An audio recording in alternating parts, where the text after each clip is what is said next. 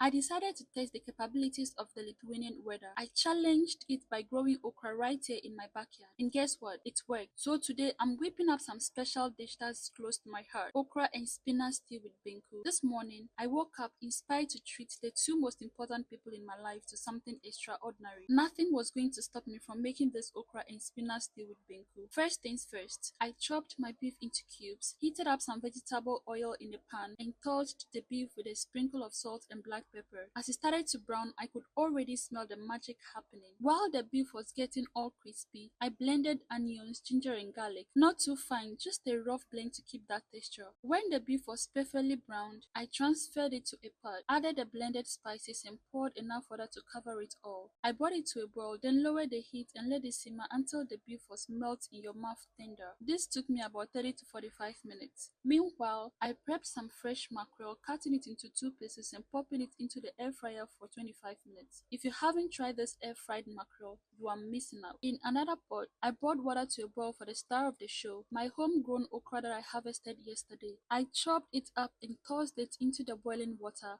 letting it cook for just a minute before adding in some fresh spinach. A quick stir, a few minutes more, and that was done. Next up, I ground more onions, ginger, habanero peppers, and garlic. Then I blended some fresh tomatoes to get that stew base just right. I heated the same pan I used for the beef, added some palm oil, and sauteed the ground spices until they were fragrant. In went the tomato paste, and I kept stirring until it slightly browned. Then I added the blended tomatoes and a seasoning cube, stirring everything together for about 5 minutes. When the stew was just right, I added the tender beef and its stock, followed by the air-fried mackerel. My husband isn't a huge fan of mackerel, but he loves that it's packed with nutrients, so I tossed it in anyway. Finally, I combined the tomato stew with the boiled okra and spinach, letting everything simmer together while I prepped the benku. For the benku, I mixed the flour with water in a pot, stirring constantly to avoid lumps. I adjusted the consistency with a little extra water, then kept stirring until it was perfectly smooth. Usually, I add some salt to my benku, but this time I forgot to. Once cooked, I shaped the benku into neat rounds, setting aside my husband's portion for when he got home. When he finally tasted it, he said, "We need this every day."